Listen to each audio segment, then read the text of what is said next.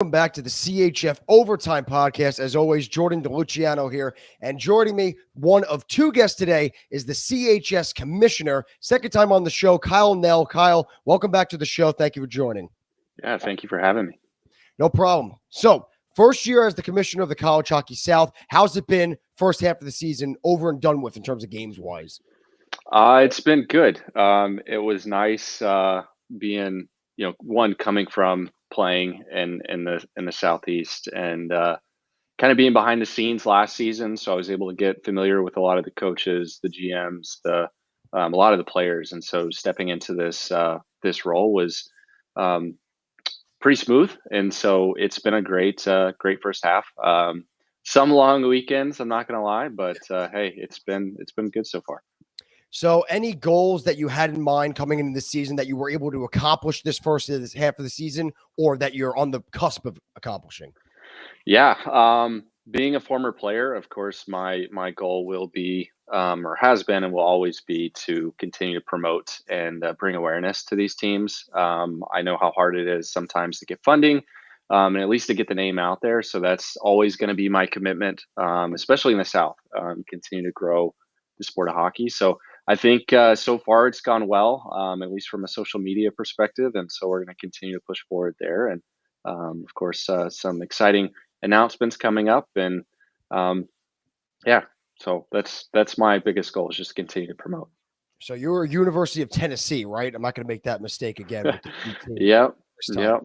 Not you, Tampa, you, Tennessee. So what do you, I'll actually go to them, your University of Tennessee team, your alma mater. What do you like it from them so far in the season? It's been a good year for them so far, just above 500. A few games they let slip by. But no, I think the first game of the year when they put up 6 against Georgia and shut them out in their home barn, I think that kind of set the tone. And yeah, I like the way things are looking so far. And of course, they're in prime position right now. I think they're 22nd in the national rankings right now. So on the cusp, on the way to the Fed Cup. So I think it's been a good year so far for them. So you have the new standing system in the College Hockey South this year. First off, with that standing system, you guys have the biggest conference in the CHF. Does that cause any problems in terms of scheduling or the standings? Somebody wants to play someone else, but they can't because Team A is playing Team C? Yes and no. We from our playoff perspective, and of course this feeds into the Fed Cup. We didn't want to just have one entire division, right? That'd be a lot of teams and trying to pick and choose who you're playing. So, of course, we split things up geographically just to make things easy for people from a travel perspective and cost perspective, especially as they're trying to save for postseason play. But no, I think separating from a D2, D3 perspective, I think's been nice, just from a strength of schedule perspective. But yeah, there's been a lot of parity this year in the conference, and so you're seeing some teams win Friday and then the other team winning Saturday. So it's been good. I think the structure that we have in place for each of our divisions has really helped this year, as opposed to let it kind of be a free for all. And teams have taken kindly to this new change in standings? Oh, I believe so. We just had a call this past Sunday, just kind of going over what our conference tournament looks like. And of course, we're going to have a tournament for our D3 division as well. Just so, again, we're making sure that there's something they're playing for too. So yeah, I think it's gone really well. So you mentioned the playoffs and like the D3 and D2 playoffs. How is that going to go now, considering you now have, I believe, was it 3 or 4 new different standings? Yes. Well, so yeah, so because we have an East Division, West, and a South Division, and then of course we've got our D3. So for our East, our playoffs were expanded to 10 teams. So we generally have had 8, but of course last year when we took on more teams, or in the off season we took on more teams, we felt the need to expand our playoffs a little bit. So what we're doing is the top seed in the East, the top seed in the West, and the top 2 seeds in the South, because they have 8 teams as opposed to the East and West having 6, get automatic bids to our playoffs. And then our playoffs expanding to 10 teams, seeds 5 through 10 can come from any of those 3 divisions, but it's going to be based on my hockey rankings. We want the best teams at our playoffs, and so we feel that you win your division, you're automatically going to be in, and of course, you're winning your division, you've had a good season. So, and then the last 5 seeds are going to be from my hockey rankings. We'll have a Thursday night play-in game. 7 versus 10, 8 versus 9, and whoever wins that game actually moves to our 8-team true playoffs. So Sure. it gives that 8-team or that 10-team seed the chance to punch their ticket and move their way in. So I think it'll be good. It'll be the first time we're doing this, and then of course from our D3 division, we'll have all 8 teams that are there going to playoffs and then fighting for that bragging rights.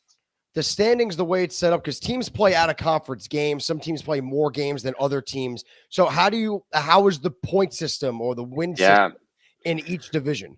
So the D3 division, we don't have the structure of saying, hey, you have to play X amount of games versus this opponent. But from for this season, we'll move into that for future seasons. But from our East, West, and South divisions, you have to play each divisional opponent twice.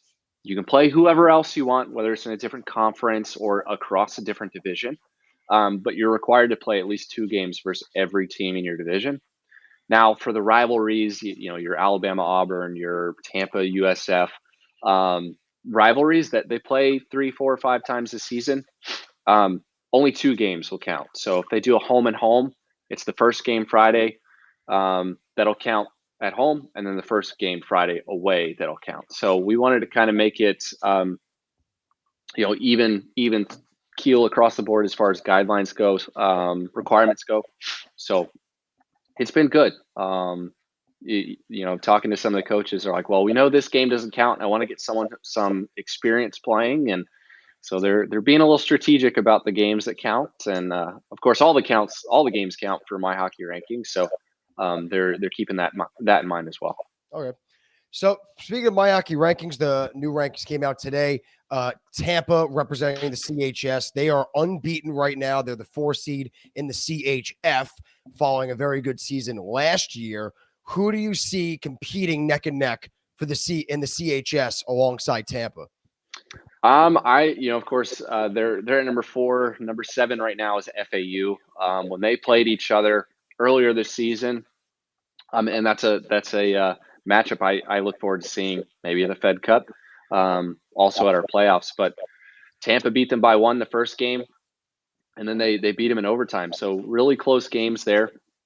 I'm actually curious to see the Florida games against them at the end of January. So those will be good games. Of course, Georgia's our defending conference champion, so the only way they'll meet each other is in our playoffs, and so I'm excited to see what they can do against them. Maybe even South Carolina.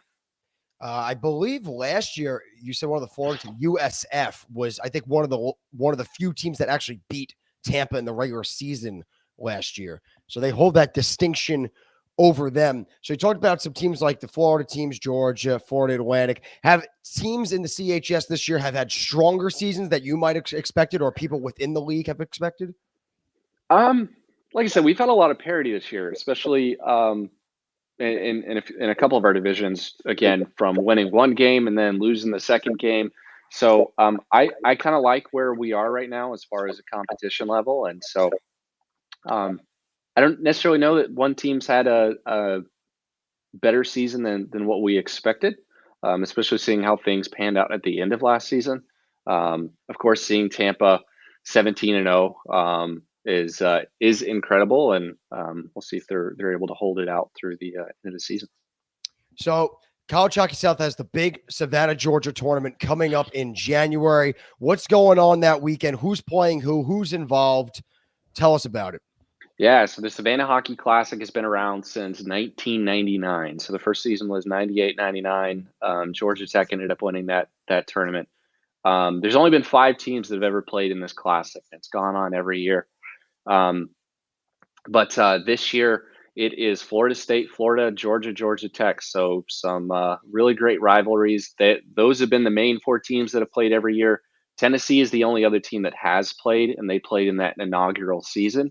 But ever since, it's been those 4: Georgia, Georgia Tech, Florida, Florida State. So this year, I'm really excited about it. Last year was my first year being able to see it and be a part of it. Again, being behind the scenes, but this year it's going to be at the new Savannah Ghost Pirates ECHL rink.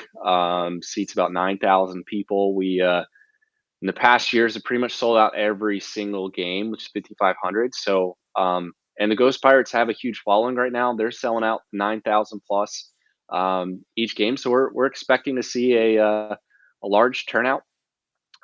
Georgia typically is one of the only teams that does a custom jersey for those games. And what's exciting this year, and I know that the teams are excited to be able to highlight them and show them off.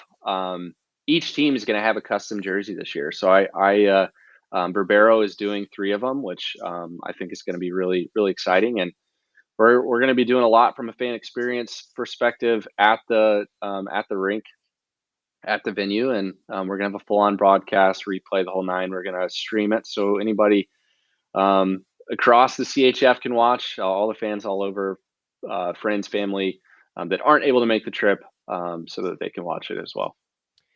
Yes, it's like that Winter Classic game, that specialty novelty game. Everyone gets their own jerseys. It adds that mystique to it. That's pretty cool, though, that everyone is that everyone's getting their own custom jersey. I remember seeing last year Georgia had their custom jersey. That's pretty cool. Georgia Tech, Florida, and Florida State, right? They're all getting their own. Yeah, I've seen little pieces of them. They look sharp. Of course, I'm not going to spoil anything. I'm going to let the teams be able to promote them. But I'd say they're probably going to be hopefully be seen by everybody here shortly. Gotcha. Is Georgia getting a new set too, or are they using the ones from? Yeah, they are the like I said, they do something every year, and they have one of their own as well. Nice. So, lastly, on the CHS Twitter account, there's been a teaser for January 2nd of 2023. It's the new profile picture of the College Hockey South Twitter account. I know nothing. No one else knows anything. Is there any information you can trickle out about what's going on there with that teaser? No, I want to be able to say something, right? Because this is something that we've been working on for the past few months. Again, my goal has always been to continue to grow the sport and grow hockey in the South. And so that's as much as I'm going to give you. But yeah, January 2nd, we're going to make a pretty significant announcement. I have a few different, teaser promotions that we'll roll out between now and then. But yeah, super excited for what's to come. Expect to find that announcement to be a live stream thing. It's just be on Instagram, Twitter. No, Instagram, Twitter, Facebook. Not sure what time of day I'll do it yet, but super excited. All right, so that's the best we're going to get. That's the most we're going to get. That's all I'm giving you today. That's fine. We'll have to wait till January 2nd. So everyone, I guess, be on the lookout January 2nd, the College Hockey South social media to see what's going on with this announcement. And also, big tournament coming up in Savannah, Georgia, where 4 teams go head-to-head. I believe it's January... It's MLK weekend, so I think it's the 13th, 14th, 15th. I could be wrong, but MLK every year. Gotcha. Savannah, Georgia. Kyle Knell, the commissioner of the College Hockey South, thank you for coming back on the podcast. I appreciate the time, and good luck the rest of the way for the second half of the season with the College Hockey Thank South. you. No problem. So that was one of 2 guests today joining the podcast. As I just mentioned, Kyle Knell of the College Hockey South for a second time on the podcast. Now I'm going to try to get – I'm not trying to yet. I'm going to send the link. All good. Let me send him the text. So, yeah, a lot going on in the College Hockey South right now. You have the big tournament, Martin Luther King weekend, Georgia Tech, Florida State, going to be getting coverage all over the place, as well as you got Georgia Tech participating in that one as because obviously it's in Savannah, Georgia. So a lot of things going on in the College Hockey South. They got Tampa right now sitting at number 4, another great season we talked about. Florida Atlantic was right there in the top 10 in the CHF last year at a disappointing end, losing to Georgia Tech in that winner go home game of pool play on that final Sunday. And Georgia Tech wound up knocking off Florida Atlantic. But then teams like University of South Carolina, they're 14-2, currently sitting at number 14 in the CHF rankings, as that will lead right into my next guest, the commissioner of the UNYCHL, joining the podcast once again, Jon Marchese. Jon, welcome back. Thanks for coming on. Hey, thanks for having me. Always a fun time coming on here, my friend. No problem, Jon. So you got the commissioner. You got 3 teams in your conference representing the top 3 in the CHF. You got Bonaventure, Niagara, and Binghamton. What are your thoughts on your 3 teams representing the CHF right now? Hey, I mean, it's great. I mean, we all know that can change real quickly. We know they're very good. Do they belong where they are? I mean, so far, you can definitely say that. Will it stay? I mean, you hope so. But at the end of the day, I mean, look what happened last year. Was it 1 through 4 went down pretty quickly? So let's hope that doesn't happen again if that's the case.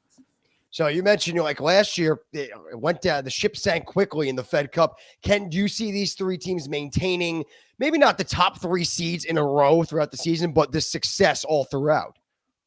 Yeah, no, I definitely do. I mean, their track record speaks for itself. I mean, Binghamton obviously made it as far as they did. I mean, Bonaventure did great, and Niagara did great. And at the end of the day, both Bonaventure and Niagara were eliminated by Binghamton. So, I mean, there's really no reason. I mean, obviously other teams I'm sure got better, but there's no reason they can't succeed again. Did these 3 teams, Bonaventure, Binghamton, and Niagara, did they come into the season thinking we want to stay? We know we're good enough, but do we want to stay higher up in the CHF rankings? So let's make our schedule a lot more difficult than last year. Oh yeah, I mean, I believe so. I mean, I stay out for the most part. I mean, I helped arrange the Elmira thing, but I mean, you know, I tell my guys, here are your mandatory games. Your 8 to 10, whatever, go build your nationals resume. So that's on them. So kudos to them for putting in the work. And obviously it's paying off. Niagara, I'll stick with them specifically right now. They were at number 26 going into last year's Fed Cup. They currently sit as number 2. What has been the jump right now for Niagara that has gotten them off to this hot start in the first half? Well, I mean, last year, I don't know how many people are aware. Last year was their first year. I mean, that's unreal. That was their first year of the program. So, I mean, they're well run, and I mean, it's just expected for them to take that kind of jump. Maybe not the jump as far as they have, but I mean, you know, the expectation was that they were just going to get better and better, and you know, hats off to them. Yeah, they have a lot of hockey programs at Niagara, right? They got NCAA D1, ACHA D1 as well. So there's talent everywhere for Niagara, right? Which is funny for such a small school. I mean, really. I mean, but yeah, they're loaded. They get a lot of Canadian players, right? Because they're right on the border, you know. So they get a couple guys. I remember interviewing the captain. He was from just north. Oh yeah. I mean, it's literally. I mean, I work at that border specifically, and it's literally a mile away from their campus. So yeah, I can speak for 100% on that one. Yeah, you're sight unseen. You see it exactly there. So. 2 teams I want to talk about in the ups away from the top 3. They got enough exposure. So the first team I want to talk about a little bit is University at Buffalo. They've been treading at the top 10. They right now, as the rankings come out, they're at number 9.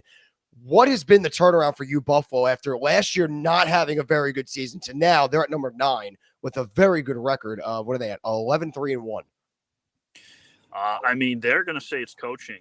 I mean, they made that change, and they just seem much more free and more loose. And I mean, they're usually good. I think last year was more of an anomaly than them making an explosion this year. But you know, I mean, that's good. That's what we want to see. We want to see more teams push those big 3. And so having Buffalo be good and competitive, I mean, that just makes us better as a whole. And then the other team on the complete opposite end of it is the Buffalo State team, who had a very strong season last year within conference, good showing at the Fed Cup. But this year they're ranked 37, 3-10. Is it just a tough schedule? What's going wrong right now for Buff State? I think a lot of it has to do with that. I mean, if you look at their schedule, I mean, there were no breaks or easy games, needless to say. I don't know. I mean, they returned a similar roster. I know that they ran into some issues early on in the season. That being said, like you said, they're 37th. Do we want to write them off quite yet for that? They could sneak in. I mean, those at-larges, they get on a run. They, win a couple big games in the second half. I mean, it's possible that they can get on a run, and who knows what they're capable of if they get there. I got the rankings in front of me now. I just checked it. They have the 5th hardest schedule terms of rating behind the 4 Empire teams. It's Farmingdale, Ramapo, Fairfield, Quinnipiac, and then Buff State. So that schedule is definitely taking a toll on them so far. But back to just overall within the conference, Bonaventure unbeaten, only 2 ties, one against University at Buffalo and then Georgia. Who do you see? I know we got the Binghamtons, Niagara, but is anyone specifically standing out? Is there 1 or 2 teams that can contest with Bonaventure? I mean, the top 2 for sure. No doubt about it. I mean, the top 2. I mean, Buffalo, actually, you said, I mean, they tied them. I mean, Bonaventure handed them pretty good the second time go around, but I mean, it's been done. I mean, they're one of the rare teams that's actually taken a point from them this year. So, so it can be done. Again, we don't want to rule, don't sleep on Cornell or Cortland. I mean, they're very solid too. But you know, there are teams, but like you said, if I had to pick, I definitely would be more Niagara or Binghamton if I had to say someone. So Niagara, Binghamton, Cornell, Bonaventure, all those teams were representatives at the Elmira tournament. What did you take away from that tournament and a very impressive showing by your conference? Well, I mean, the boys came to play. I mean, there's no doubt about it. They looked really good. They all did. I mean, I know Cornell slipped up a little bit at the end, but I mean, they still represented us well.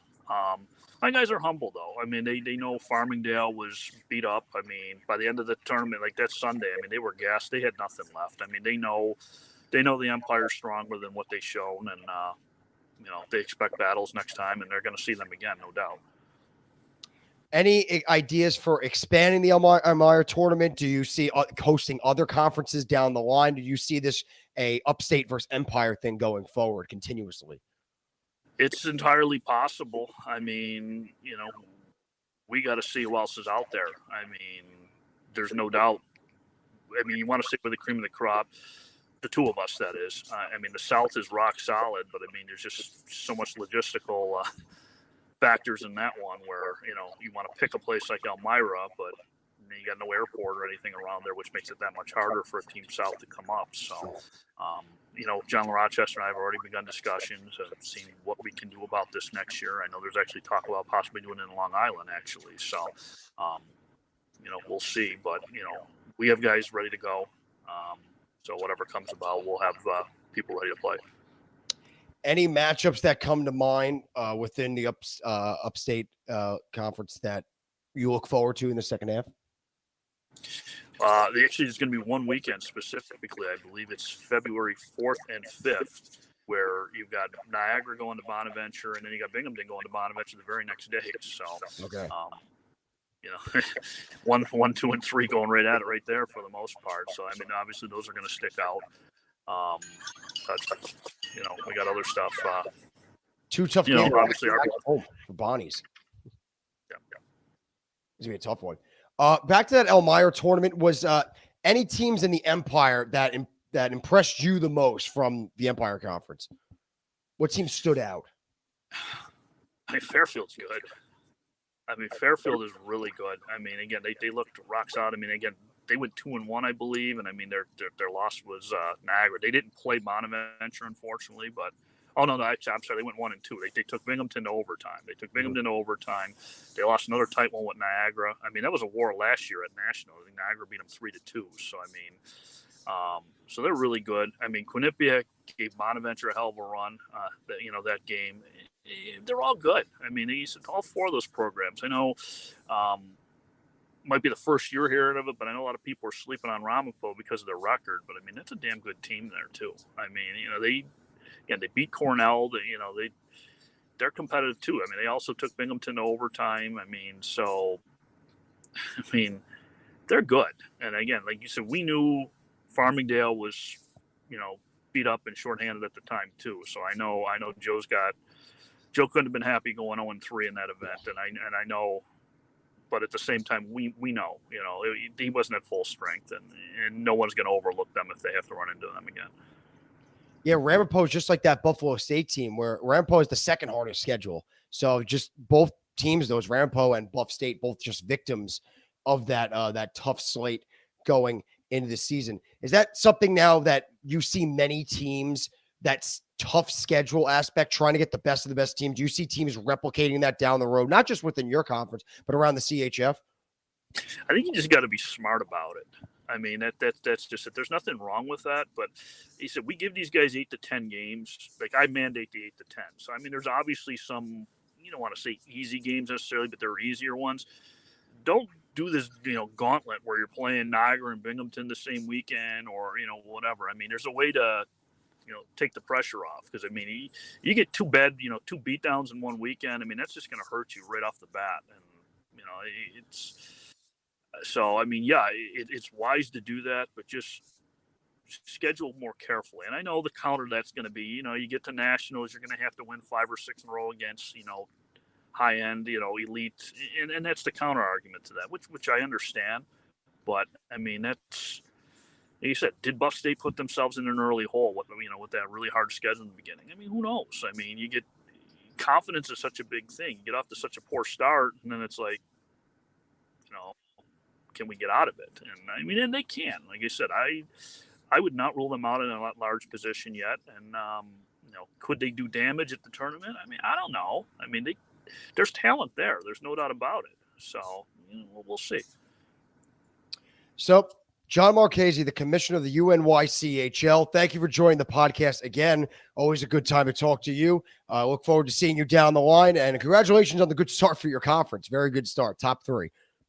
Well, that all goes to them, my friend. I mean, I just sit back and crunch the numbers for the most part. So thank you for having me. Merry Christmas to you, and look forward to seeing you again in the second half. Thank you. Merry Christmas to you. Happy holidays to everyone who's watching right now. Have a great holiday weekend. Again, my name is Jordan DeLuciano alongside Kyle Knell, the CHS Commissioner, and now the UNYCHL Commissioner, Jon Marchese. Thanks for joining us. We'll see you all soon. Merry Christmas and happy holidays.